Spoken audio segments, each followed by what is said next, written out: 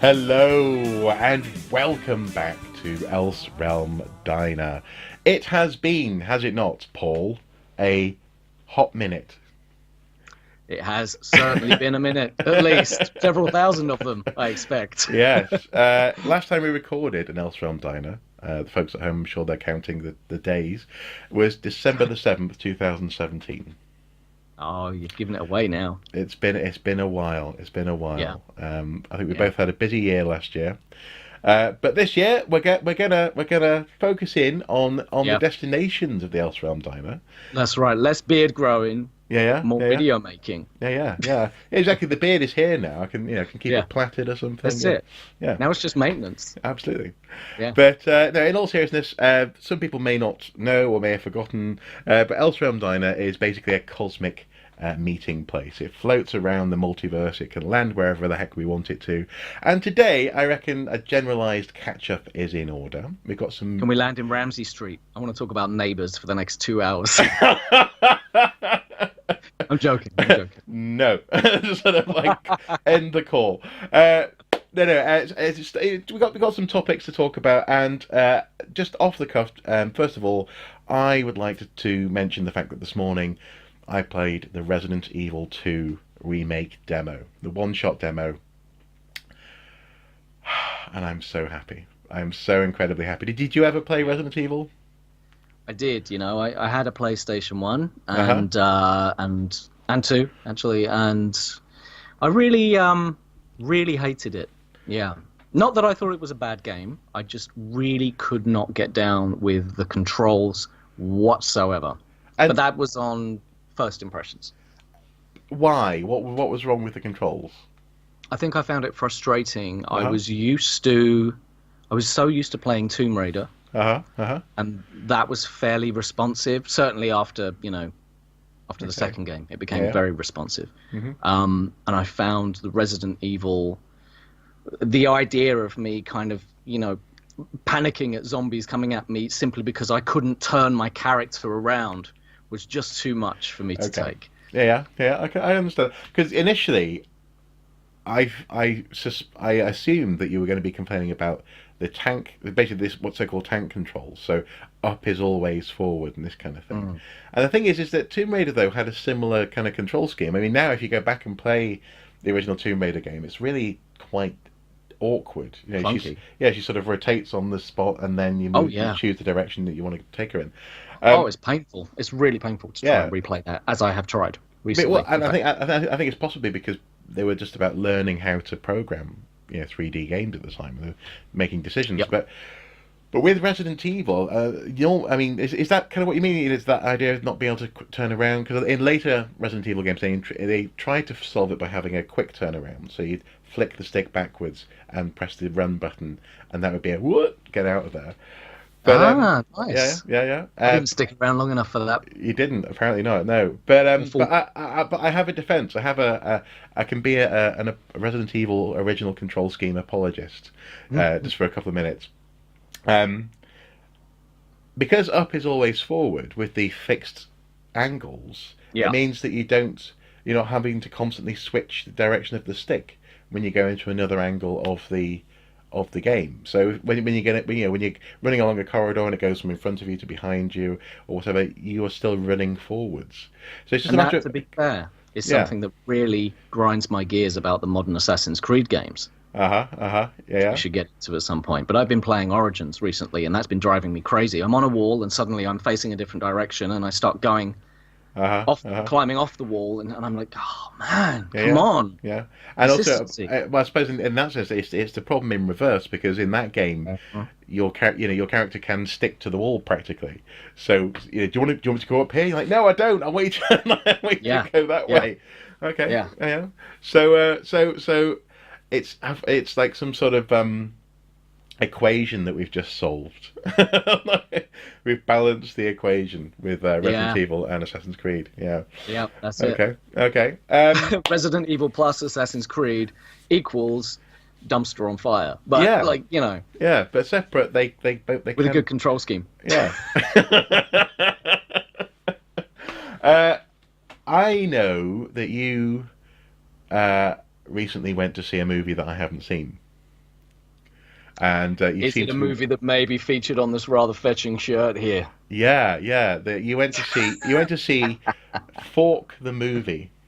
Um, no, in all seriousness, can you tell me why I should give a fork about Aquaman? Because in all honesty, I've basically just checked out. I've checked out of DC. I haven't seen Wonder Woman yet. I haven't seen Interesting. So Justice League. you've seen the worst the DC has to offer and missed probably the best that the DC has to offer on No, no, film, no, at no, least no, not no, no, TV. no, no, no. Because obviously, I've got the Dark Knight trilogy. So I've seen. Well, I think I've seen the best that DC has to offer.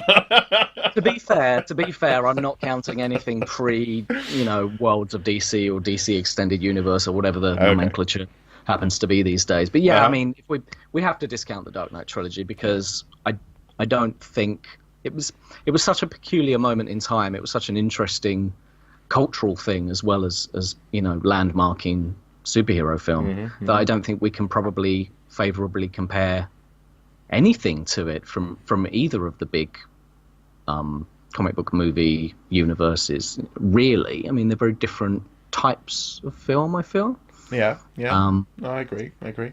Well, Dark Knight and trilogy is much more Michael Mann. and I suppose it's in that sense.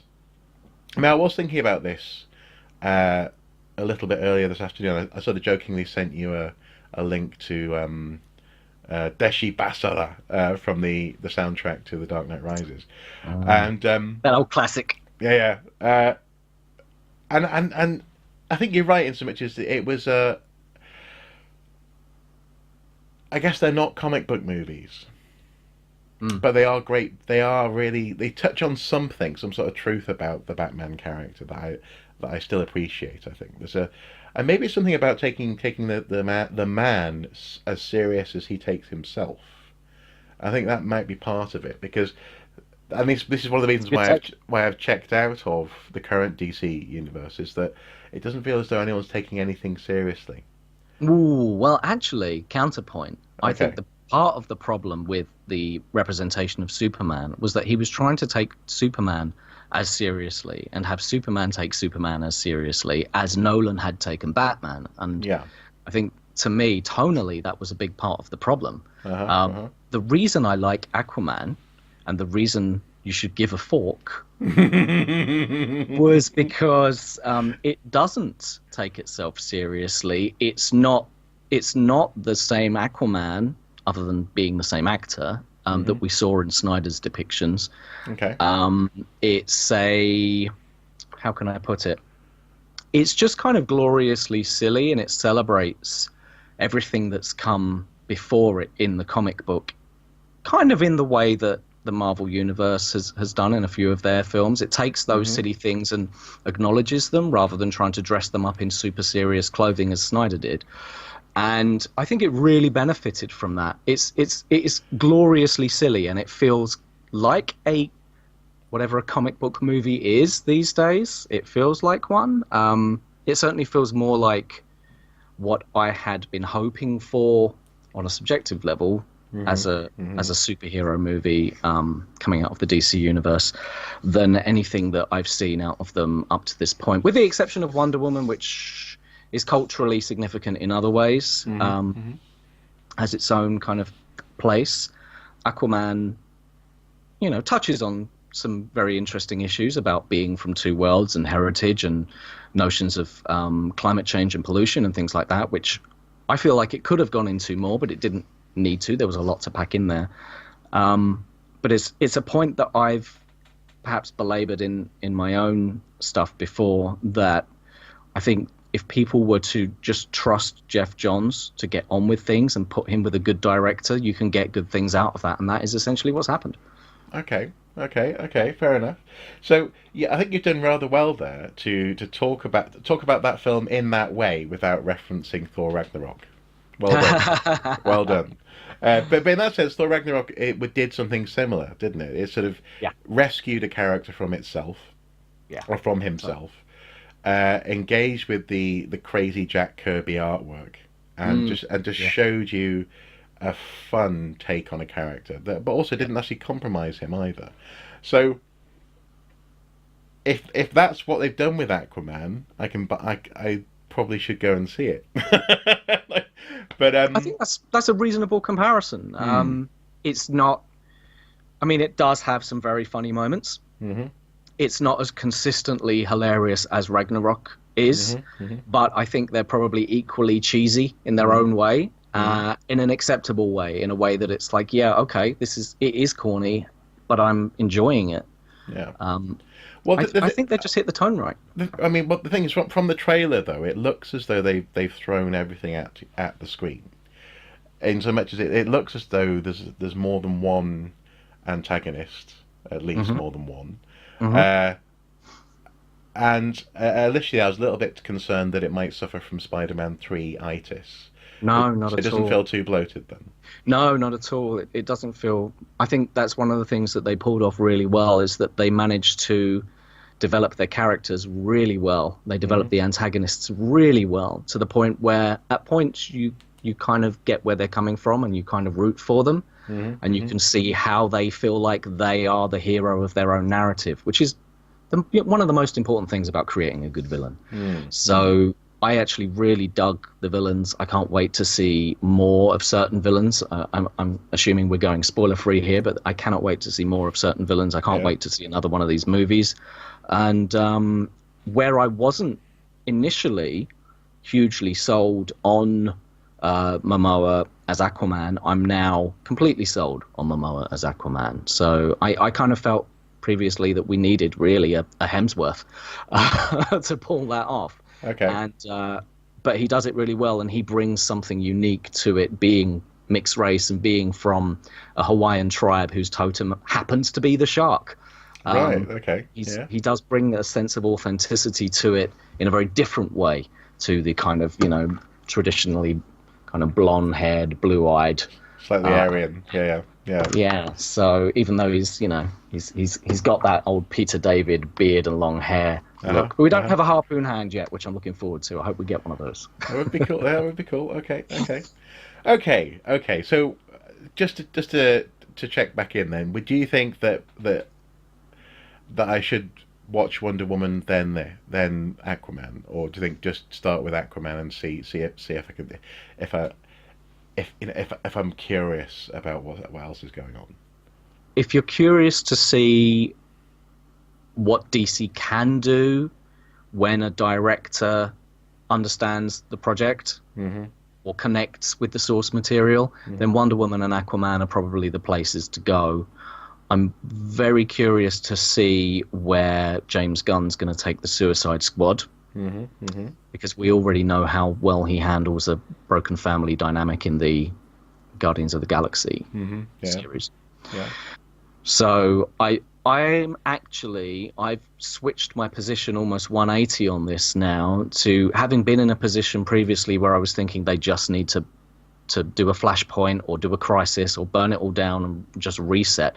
I'm now thinking actually there are some elements here that work and they need to keep, and I think we just need to be open to however they can reset and move forward with the characters and the actors that have now moved on. Mm-hmm. Mm-hmm. So I'm not sure how they're going to do that yet. And in that sense, you're referring to the Batfleck, for example. The Batfleck and the Cavill, who's now Yeah. cosplaying as Legolas. Yeah. Yeah. Um, Which is ridiculous, yeah.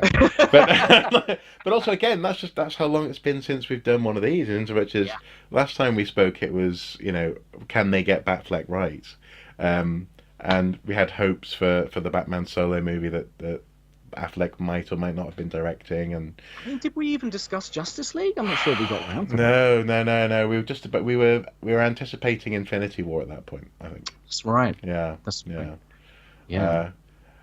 Well, speaking of which, Endgame coming up. How did Yes. you feel about Infinity War? Because I know that you're impressed. Speaking of beards, you were impressed with the beard that broke the internet when the trailer came out. Oh, that was fantastic. That was hilarious to see the beard that broke the internet. Uh-huh. Yeah, Uh-huh. Cap's still your wife. Yeah. Um, Yeah. yeah. No, I Get dug. this I man dug. a razor. Sorry, go on. Sorry. No, I did dig Beard Cap, and I did really enjoy that film. I think it was I've only seen it once, so this is my caveat here. But I do think it was having rewatched the previous Avengers films quite recently. I do feel like it was the strongest of the Avengers movies. It was one of the strongest of the group movies, if we're including Civil War, which I thought was fantastic. And it kind of went where I thought it was going to go and did what it needed to do, and ended on a massive downer. So I feel like it's almost the Empire Strikes Back of the Marvel universe so far, which is cool with me because that's my favorite Star Wars movie. So yeah. Well, yeah, we're not going to talk about Star Wars today 'cause there's just too much. But you got time. but ain't nobody got time for that. But no, in that sense, I think it feels as though finally, and I think I've said this to you previously. I think it feels as though finally DC are realizing that they do not have to, and actually literally cannot be where Marvel is now, because with Infinity War and then Endgame, Marvel are able to luxuriate in, you know who these people are. They're just on an adventure. These people, and these people are now meeting for the first time, and you know that's funny because you know their backstory. They're in a whole other little level, and that's not to say that it's not like ranking. It's just a case of they've earned that now, and they can just play with this stuff, and to the point that in Endgame it feels as though they're probably going to tear some of it down and start again with some of it. So maybe bring in, for example, Fantastic Four or the X-Men. They've really earned it, and if DC can start that process with Aquaman, Wonder Woman, the Shazam movie, which I'm kind of curious about because Shazam he's always intrigued me as a character, and really my first introduction to him was in the DC versus Mortal Kombat computer games. Oh, really? I played that too, actually. Yeah, where you just have Shazam go, Shazam, and then fighting.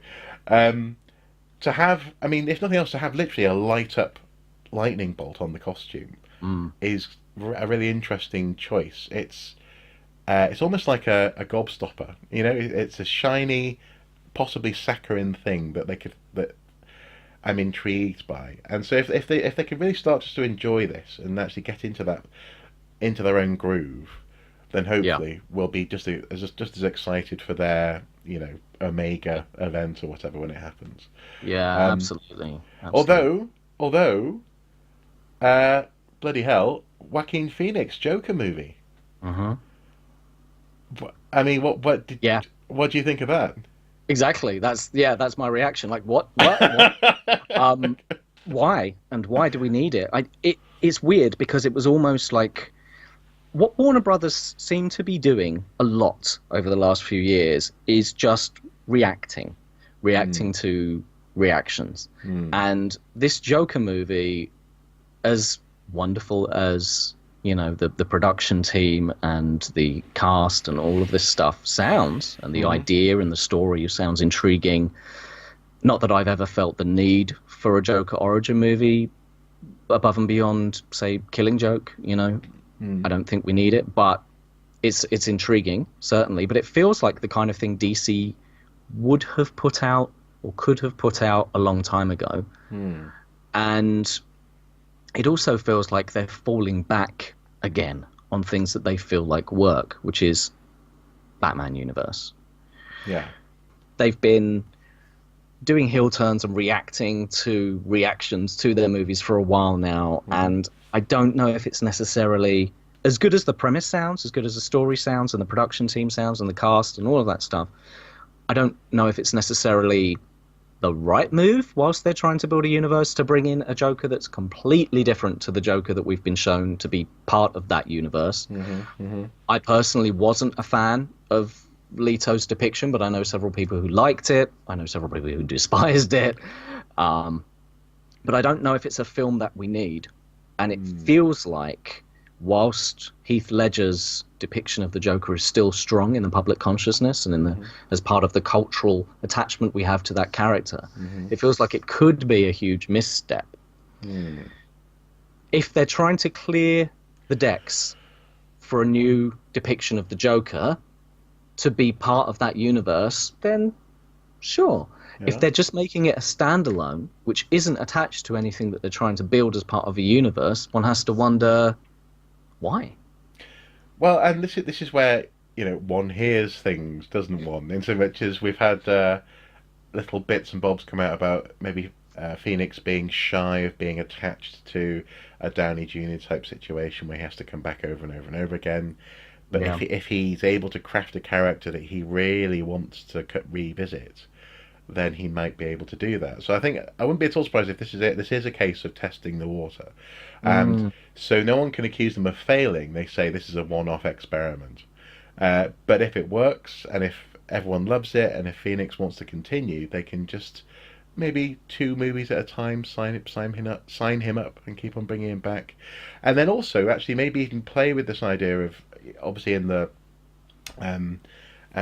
recent years this idea of there being multiple Jokers. Actually bring that into the public sphere and say actually well this is one of the Jokers, and there are others.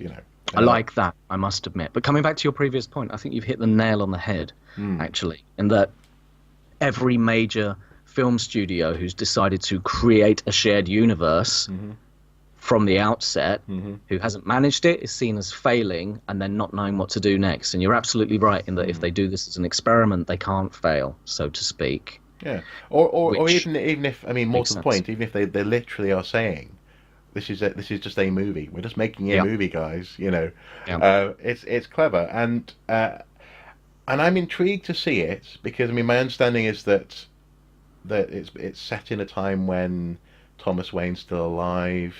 He's a politician, I think, in the city. Why? Why do we need that? I'm not sure. Why do we need prequels, and why do we need villains that exist before Batman? Isn't the very point of Batman that he is fundamentally linked to the psychoses that springs out of Gotham at his appearance? Why the, excuse my French, do we need? It's like the Gotham show. This is why I can't get down with effing Gotham. Yeah. We don't need a rogues gallery without that central figure. I don't give a shit, basically, about that. Well, why does it? And it, following the Gotham logic, I agree in so much as if they have 20 years of dealing with the rogues gallery, then the police would simply start to adapt. They get more funding, probably on a national level, on a federal level. They basically just have an army policing Gotham by the time that Bruce is old enough to put on a cape and cowl. But in this instance, I'm interested to see.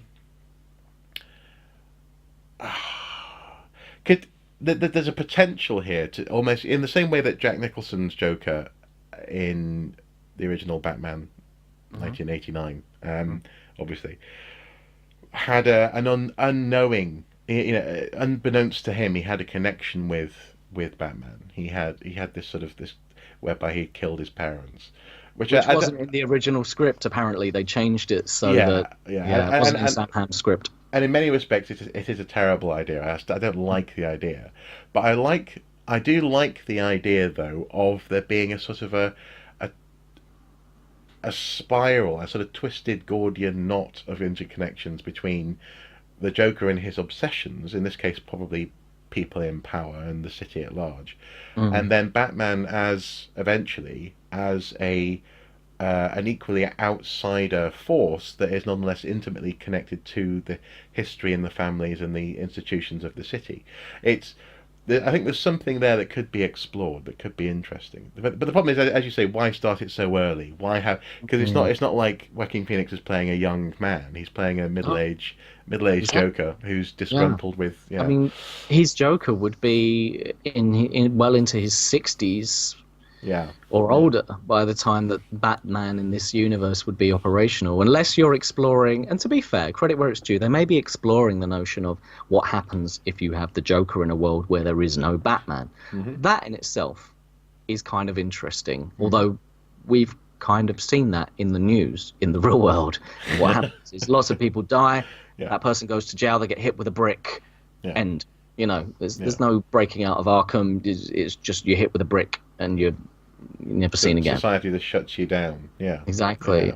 And that's where I think that this idea kind of falls down. And probably, really, if we were to examine the Gotham thing a bit too closely, it would all fall down, because they would just bring back the death penalty and none of these people would be a problem anymore. Yeah, The whole notion itself is fantastical in the sense that it doesn't really exist in a real world. Although I mean, this actually brings me to something else that I've recently became aware of. I was watching a couple of really good videos on the YouTubes. The The YouTubes. One of them was questioning this idea of why would anyone continue to live in Gotham, and the Yeah. idea that people in the real world, they downplay how dangerous their lives actually are, Okay. no matter where they live. They because they have to. You have to get on with your life, and so Yeah. there's this idea of how much you're consciously flagging or unconsciously ignoring things that are happening around you. So I do actually, I reckon if it was just normal, in the same way that there's whispering sometimes of oh, Nottingham has a gun problem, this kind of thing. If you live there, it's just whatever. I haven't been shot. It's fine. And in the same way, I imagine in Gotham, most people have not seen the Joker in person. Most people have not been attacked by by these people in person. So it's just happening around them, and it happens to other people. So there's that idea, but also I saw a really great video essay on the phenomenon of aporia as developed through Heath Ledger's Joker character. Do you know what aporia is?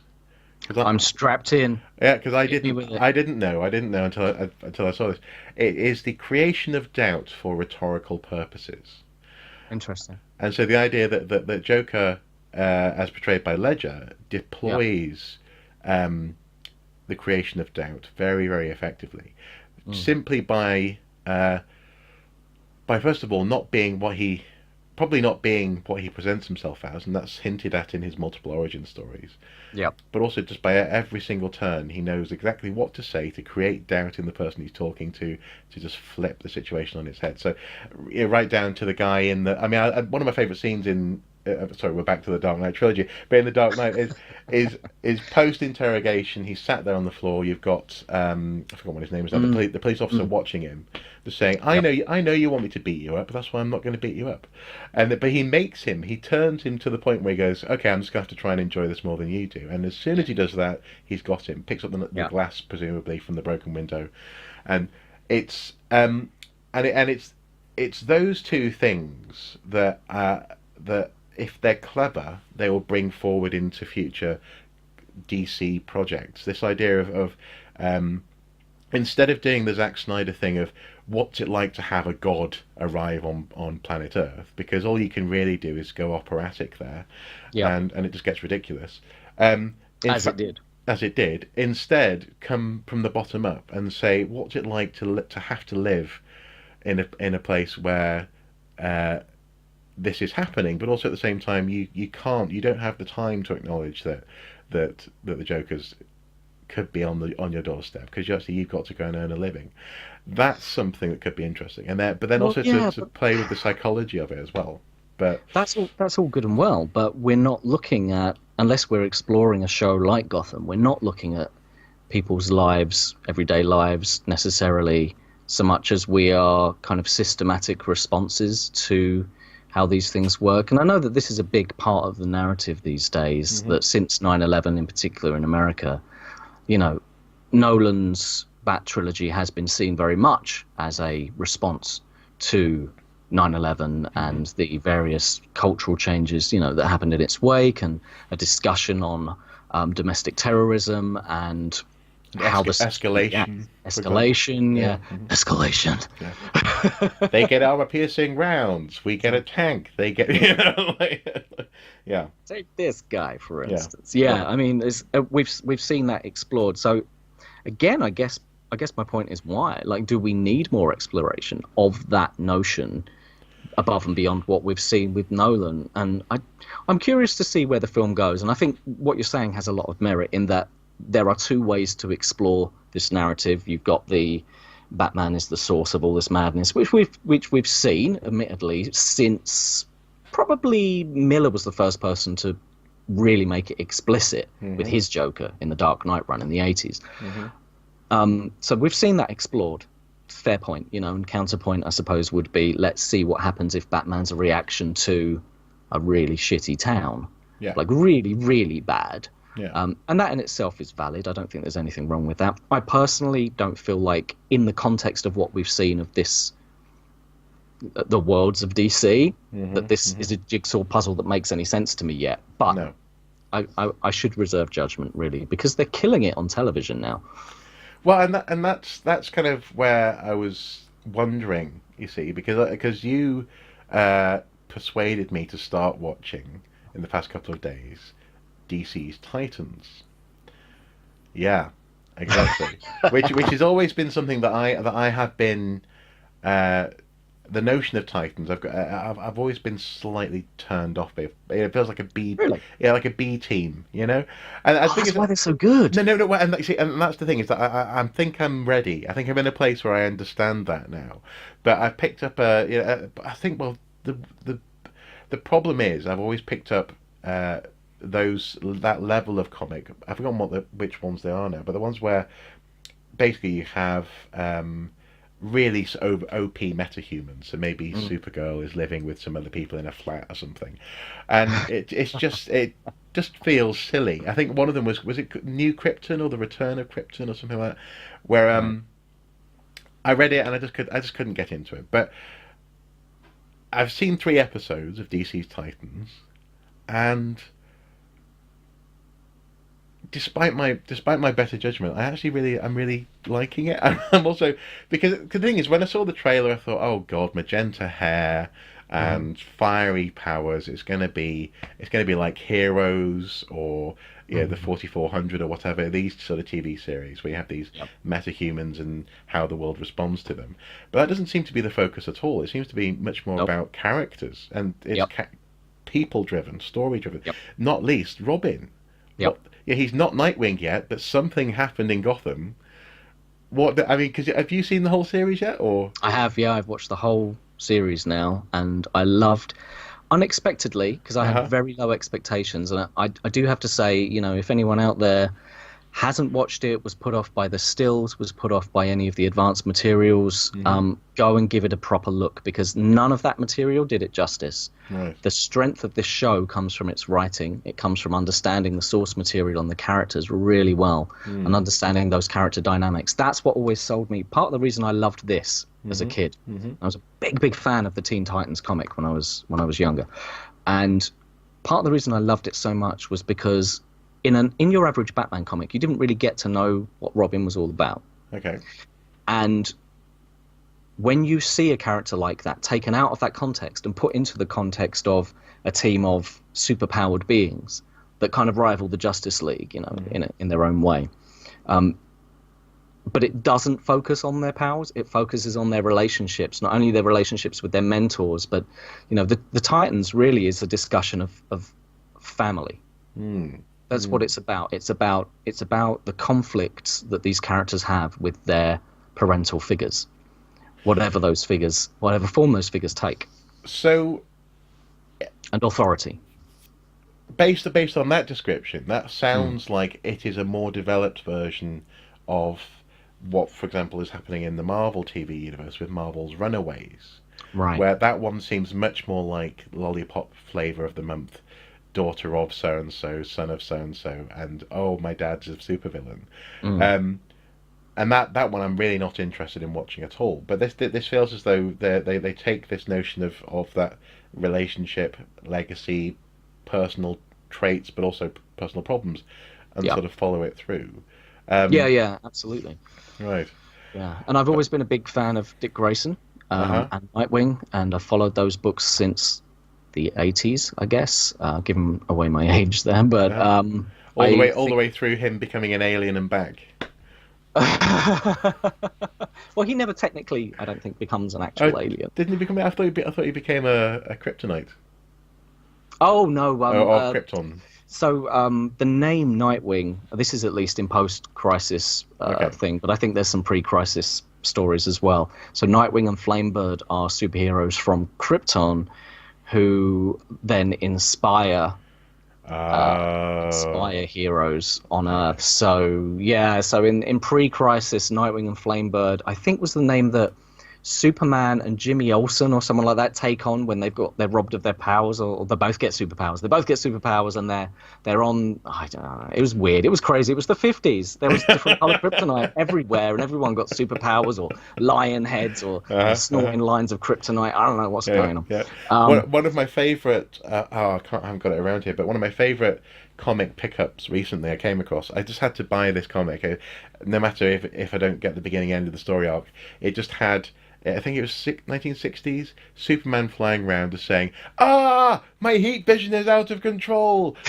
Will I burn down the world?" Just sort of like flying around, just burning things with, with his eyes. Yeah. So is it that kind of level of slightly ridiculous? So Or the yeah. original, yeah, the original Nightwing and Flamebird is like that level, nth level ridiculousness. Right. Okay. And Okay. in post-crisis, um, Superman and Dick Grayson, or Clark Kent and Dick Grayson, are good friends. Hmm. Dick sees Superman as someone he can look up to and emulate in a very different way to the way that he looks up to, Bruce Wayne. And he tells him, Superman relays the story of Nightwing and Flamebird being these heroes from Kryptonian legend, and Dick Grayson takes that inspiration and creates, the persona of Nightwing based on that, with the disco collar, Uh huh. and Uh huh. Yeah. the Yeah. golden feather kind of. Man, I Yeah. love that costume. Yeah. I love that costume. I hope we What? see a glimpse of that even if it's in a montage, a costume montage Uh in huh. season 2 of Titans. I hope we Yeah. see a glimpse of that costume. It'd be kind of cool because it's also reminiscent. It's always made me think of sort of Art Deco design. There's something almost like the front of a really old American car, isn't it? This sort of Oh my God, unapologetic golden V shape. I never thought Um, about it like that. it's quite. I think it's kind of cool. It's cool. Okay, so you've deftly avoided my query. I mean, I'm not asking for spoilers here, Yeah, I but don't want to give spoilers because you haven't seen it, and no, and a also lot of other people reviewers might probably not have haven't at seen it. home. Yeah, but Yeah. has something happened in Gotham? Did something? I mean, because basically at the beginning, I mean, it's not a spoiler to say in the first episode, Robin is clearly he's moved out, but he's still not. He's not had a clean break with the Wayne sort of situation because he's got a car, he's got access to Wayne Tech. Oh, Although, that killer 80s Porsche. Love yeah, that yeah, thing. Yeah. yeah, yeah. You know what? Actually, sorry, Yeah. tangent. One of the things I loved is the little flourishes, the little attention to detail, Uh-huh. where you have where they're introducing the characters and establishing their personalities. You have appropriate thematic music for Hmm. each one of them going on. You've got that kind of cool retro synth wave whenever Dick's driving his Porsche. You've got that Hmm. awesome disco sound coming out whenever Starfire's around. It's just little tweaks that I really do enjoy. Uh-huh. Uh-huh. Um, but yes, coming back to your point. Sorry, Yeah, please. wait. So in that sense, it feels like an amplification of him as an orphan. It's almost like Yeah. he's been orphaned for the second time, and and I mean one of the things that's driving for my lovely wife, she's driven by wanting to know what's happening with the Rachel character, Mhm. and where that's going to go. But I'm all the while just obviously because I've known and loved these characters, yeah, especially Batman and Robin for so long. I'm like, what the hell has happened to get to this situation? Because when he moves to Bloodhaven certainly in the comic run that I'm most familiar with, Yeah. he Yeah. moved. Well, sorry, in this show he's in Detroit, not Bloodhaven, Yeah. but he goes to Bloodhaven and he does that just as a natural extension of his life. I'm older now. I'm going to go and get a job. I'm going to be a policeman and I'll be in the city next door and we can work together. Yeah. Essentially, that's his relationship with Batman. Um, but in this one, it just feels like he's isolated, but he's still got those connections. He almost calls Bruce in that first episode, but he Mhm. doesn't. He calls Alfred instead. Yeah. He reaches out to Yeah. when he does need to reach out. Um, has something bad happened? I'm actually I'm kind of concerned. I mean, will I be shocked or?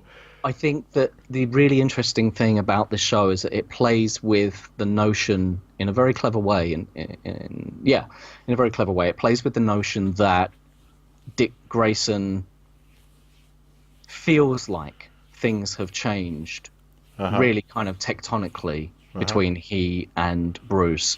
And then as we go along through the show, it either reinforces or argues with Dick Grayson's idea of what that relationship is by, for instance, it's not a spoiler to say that Jason Todd shows up because that's been in promotional material. Okay, So okay. we know that Jason Todd's going to be a factor here. So we Right. know things have changed. We know he hasn't, been a sidekick Yeah. for a long time. But it does. I think you'll be satisfied with the way that it reaches that kind of part of Dick's arc reaches its pinnacle. They Okay. threw all the money at the last couple episodes here. But Uh-huh. whilst we're on, Well, so I do want to say, just before we move on this, and just because in that sense as okay, well, before we move on, yep. it's not as simple as, because as you say, there's this hint that maybe he thinks that Bruce has changed. So part of me is thinking, oh my God, has Bruce killed someone? Has Bruce killed the Joker or something? Um, but there's also a very strong hint that actually Robin's absolutely different. Yeah. He in the first in the first episode, he's bloody, he rams a guy's head into a window. Yep. He's stabbed someone in the Richard Richard Grayson, Grayson. as you were saying. That's in the second episode. Sorry. So it's like in that sense. I'm starting to feel as though maybe actually it is Robin who has moved. It is Dick who has moved.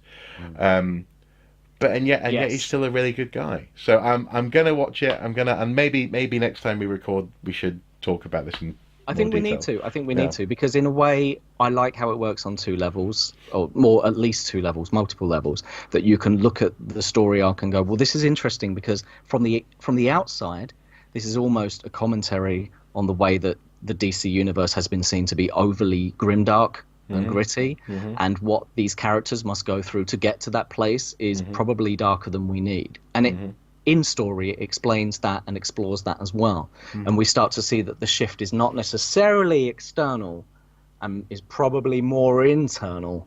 And I'll leave it at that without giving any major spoilers away. But I do think it's great writing and great character writing. But for me, the absolute breakout of this series is Hawk and Dove. Yeah. Yeah, those characters are phenomenal. Yeah. And I think in particular, the Hank and Dawn episode, that is full on. That's a serious episode. That's,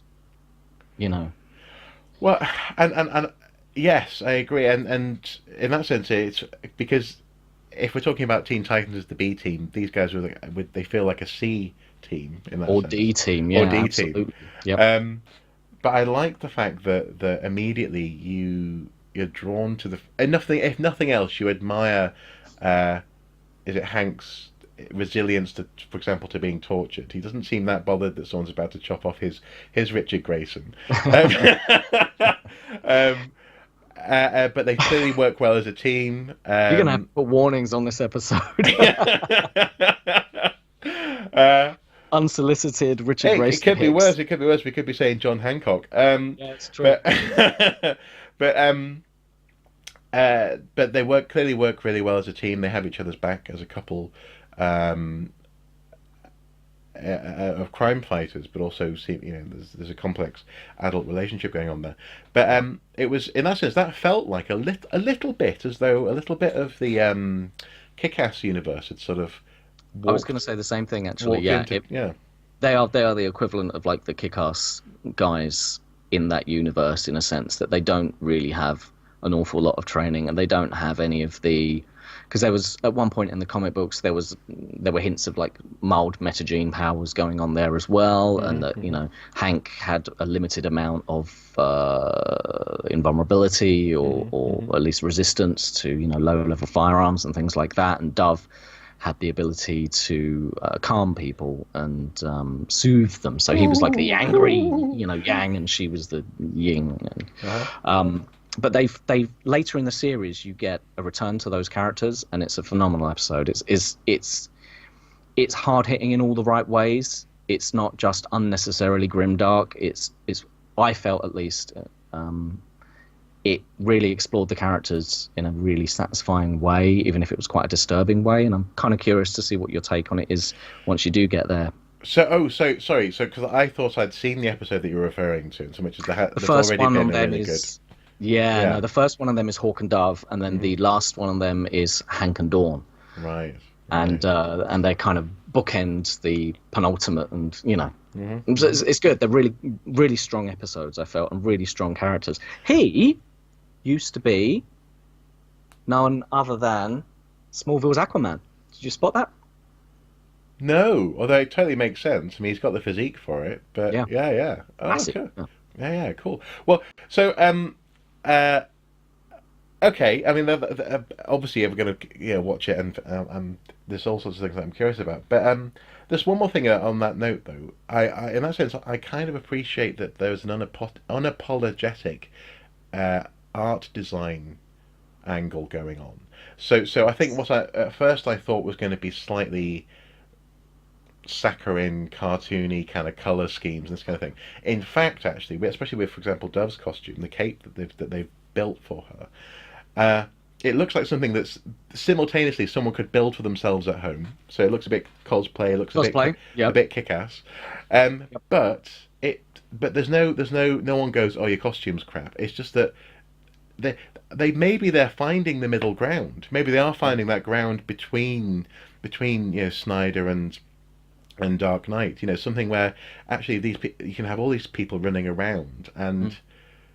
and of course they're going to look a bit odd Yeah. because no one normally dresses that way, but Yeah. it's fine. Yeah. Yeah. Okay. Okay. Interesting. Yeah. Interesting. Absolutely. Absolutely. And I think actually that's worth addressing as well, because there was a lot of pushback and a lot of negativity, particularly around the way that Gar looked and the way that Starfire looked and some of the casting choices and things like that. For me, having watched all of the show, I think they were all perfect, brilliant castings. I think the look, once you accept that it's not going to look exactly like the comic book, that there is, like you say, it is that kind of midpoint of them going, well, how would this work? That it's grounded in a way. And I have literally no complaints about that show yet. I think that everything that you think is going to be a step wrong turns out to actually have a character reason behind it, and that I'm okay with. Changes justified in universe, I'm okay with. So, Well, and specifically on that note, I mean, for example, just to be more specific about this idea of cosplay. So Dove's goggles, for example, the first time I saw them, I was like, that's ridiculous. That's just ridiculous. But actually, it's calling back to the comic. Yes. And at the same time as well, then when you see that they're living in a flat, and that's their life, of course the goggles look a bit odd. They're not going to be sort of beautifully neoprene finished, sort of Wayne Tech type stuff. Yeah, absolutely. They're going to be a little bit Etsy, and I like it. Oh, I do. And I mean, yeah, I don't know how to say this without it coming across strangely, but I think Minka Kelly could probably get away with most things. Just slightly in love, just slightly. Okay, fair enough. But I'll move on. We'll move on. We'll move on. Well, is there anything else interesting that you've been up to then since we last spoke, or any other interesting developments in that you want to talk about? Well, if you want to get back to the notion of retro video games, I happened to finish Golden Axe 2 over the New Year period. Oh, okay. An accomplishment I think I'm quite proud of. So I had like epic man flu over the Christmas New Year period. I thought it was just man flu. It turned out probably to be actual flu because various other people got it and some ended up being diagnosed with actual flu, and it was like, oh, okay. So I didn't get to go out over New Year, and I decided to play a Sega retro game Xbox 360 disc that I'd kind of discovered whilst moving house. So you can see I'm camping here in the house. And it had the Golden Axe series on it. And I thought, you know what? Never clocked any of these. And I tried the first one and just didn't get on with it. Just didn't like how it played. And then I started playing the second one, playing the warrior woman, Valkyrie type woman. And I just loved it.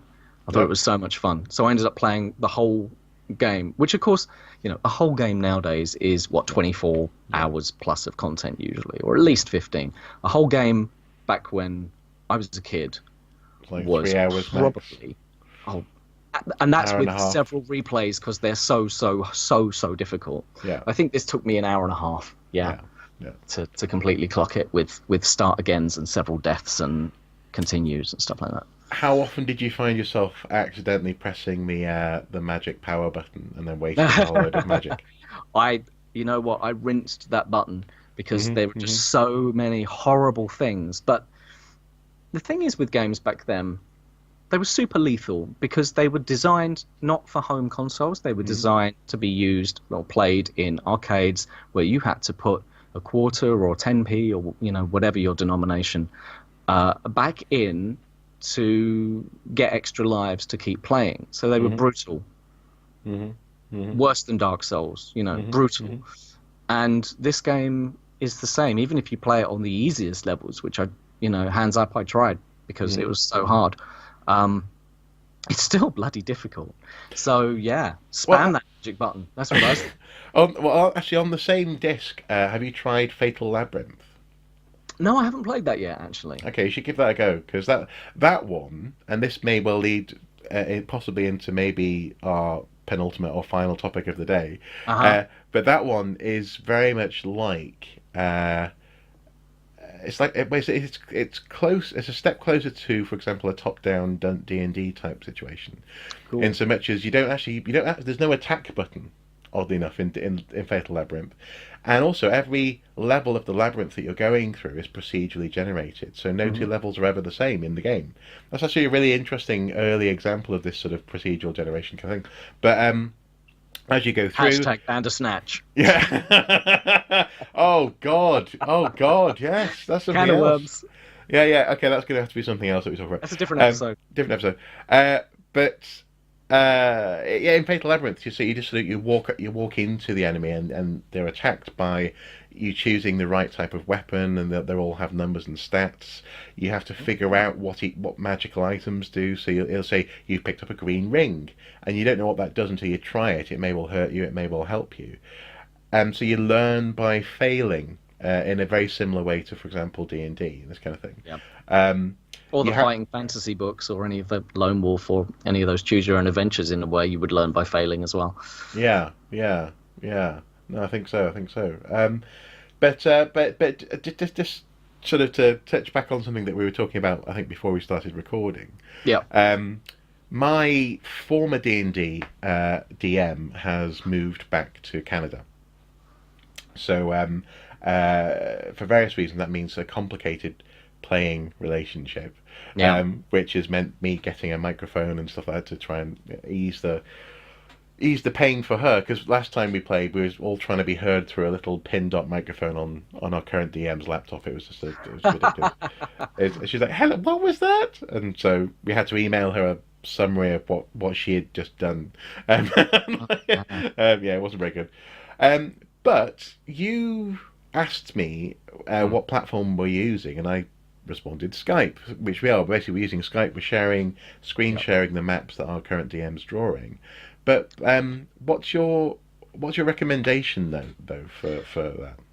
Okay, so because my old D&D group used to play regularly, and we all live in different places now, so we have a very kind of similar situation in respect to the only way to make time to do it is virtually most of the Hmm. time. Hmm. And we explored a bunch of options and came up with Fantasy Grounds, Hmm. and no affiliation, but but I will say that having used it for a while, as I said to you before, the first few hours you're using it, you're going, this is the least intuitive, most awful program I've ever used. What the hell? What is this fresh hell? Hmm. Hmm. And then something clicks, and it all suddenly just works, and it just flows, and you can share maps.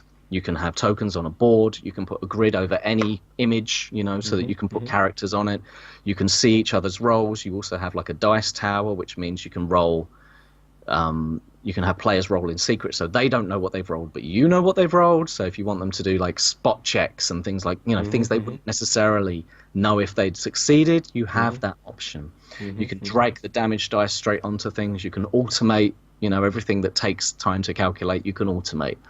So yes, it's a little unintuitive, and yes, the buy-in does seem quite expensive, but if you have one DM with an ultimate license, everyone else can use it without having to pay anything. They can just download the free version.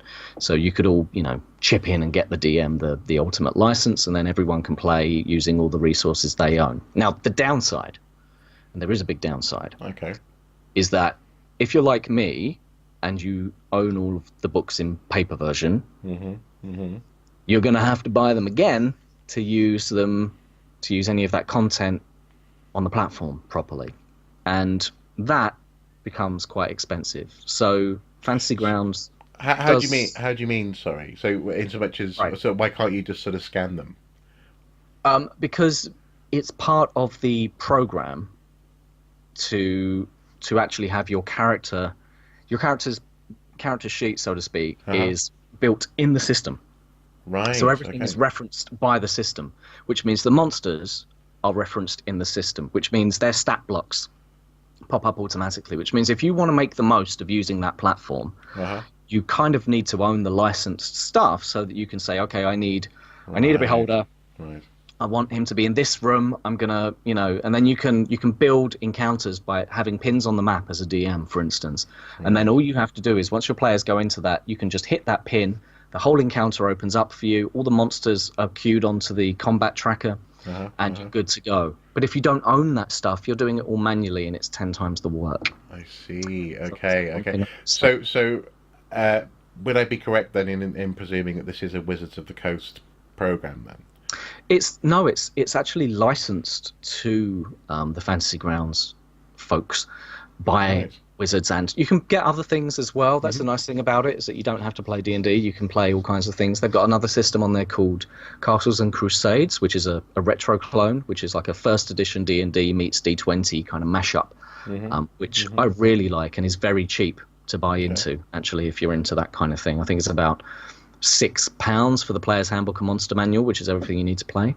Uh-huh. Uh-huh. So there's that option, and I'm quite a fan of retro clones and early editions, So I dig that. I'll definitely give that a go, and we'll recommend it. And we'll, yeah, maybe we'll try it out. Yeah, have Presume a there play must be with it. like a demo sort of thing. Yeah, yeah. But I have recently been getting back into tabletop wargaming, so I'm actually starting Okay. to paint Warhammer models again and this kind of thing. Oh, Um, man. but I recently played a really funky board game that you should try, I think. And also that goes for anyone else at home as well. You should at least consider giving this a go. You, Kitchener, we need you. Yes. Have you ever played Pandemic? No, I've heard of it though. Yeah. Yeah. But this is not the game though. But it's from the Oh, Pandemic okay. people. Okay. So Pandemic is there's a disease that breaks out. You've got to try and shut it down, but hmm hmm odds are very much stacked against you. Yeah. From the same people, a game called Reign of Cthulhu. Oh, yes. I have heard of this game actually. Yeah. It's I don't very get round good. to board games, but yeah, you recommend it. I do, yeah.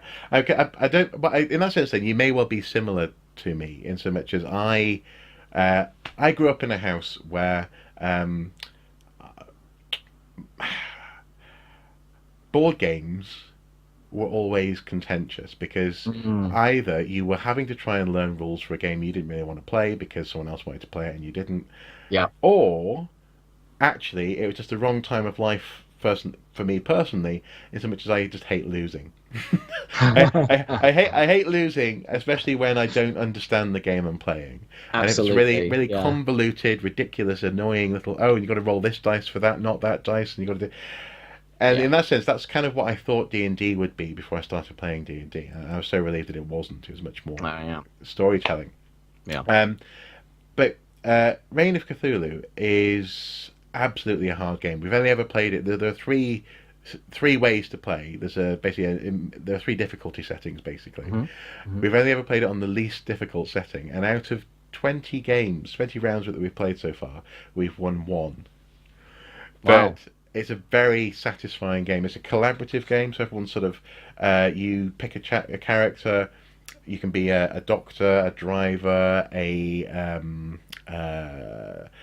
sort of basically a hunter of cultists, this kind of thing, and you've got to try and shut down warp holes, I suppose, or openings to other universes in 4 key locations, including places like Arkham and Innsmouth and this kind of thing.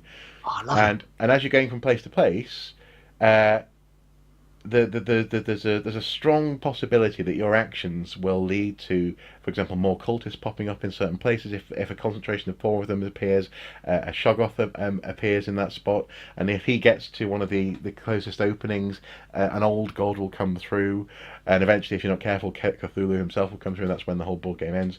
Um, Whoa. and it gathers pace, and it's like the last part of a really good D&D campaign, but in Right. intense moments.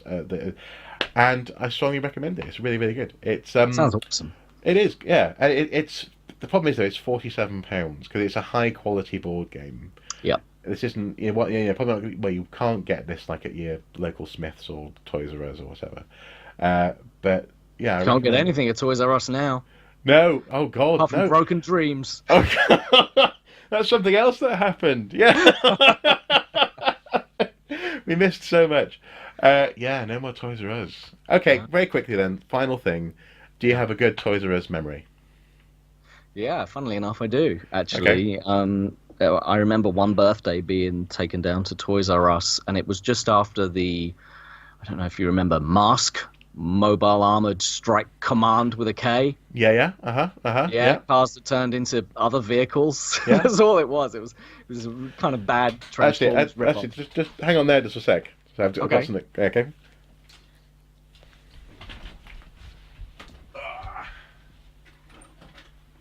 Because I reckon you're probably going to be a little bit jealous. Do you remember? Oh, do you remember this guy? Oh man. It's a guy. The character's Bushkin, and he drives a truck. This Russian guy, a truck that becomes a tank. It sort of folds up, and the guns pop out, and the things go forward to They were snow. great toys, man. They were And then such the good wheels toys. sort of fold through to become Oh, that's so cool. just a gorgeous thing. Yeah, Man. mask. Okay, yeah, M.A.S.K, mask, yes. mask. Yeah. So yeah, mask toys. Yeah. So I remember one birthday I think it was being taken Uh huh. down, and I think that's probably one of my only Toys R Us memories, but it was a good one because I got a whole bunch of M.A.S.K toys and Boulder Hill, the petrol Yeah. station that had the rock that kind of Yeah. espionage rock that you'd fling Uh-huh. on people, Uh-huh. and Matt Tracker's Camaro because he drove a Camaro with gull wing doors that could fly because Yeah. Yeah. because that's I always loved oh, what was it? The basically the purple not quite Ferrari that could turn into a plane. Was it Viper? Was that it? And but also crucially, the driver of that car was probably one of my first ever crushes. I think this really dark, slightly evil, vindictive, gorgeous redhead. He fair, drive. Yeah, yeah, fair, yeah. yeah. I couldn't resist her. And yeah, 7, 8 years old, and I was like, I think I might like this woman. What is this? What is this Yeah. feeling? Hey, what is this sensation? I need someone to tell me that I'm horrible. That's right. Yeah, she felt like she would just dominate your entire world if you were in her life. Yeah. Whatever works for you, my friend. No judgments here. That's No, funny, no. actually. I missed that one. I don't know about that one. I remember I was just obsessed with the vehicles. If I'm honest, Uh-huh. I loved the Camaro. I loved Rhino, the other truck, with the big Yeah. Mm-hmm. the front cab and everything, Yeah. and Switchblade, I think it was called, the evil guy's plane helicopter thing. I really Oh, dug that. Yeah. Yeah. And then also eventually there was a was it Mudslinger or something? Mud Flap. Was it Mud Yes, Flap? This really sounds horrible right. guy Yeah. who drove like a quad. They would just sling Yes. crap at people. It was brilliant. Okay, so mask, good. Yeah. My fond Toys R Us memory, because the thing is, Toys R Us, I think unlike for example, in the US, in the UK, Toys R Us was a real treat, wasn't it? Yeah. It was a Absolutely. real out of town treat. No, it wasn't your local store. And True. I think on the way home from, uh, unfortunately, at the time, I think my dad was very unwell. But on the way home from a hospital visit, I was kind of oblivious to how he was feeling. And as we were driving along the motorway, I think I just went, Toys R Us! And I think because he's in the passenger seat, basically recovering or trying to recover from some chemo, basically. Oh man. Yeah.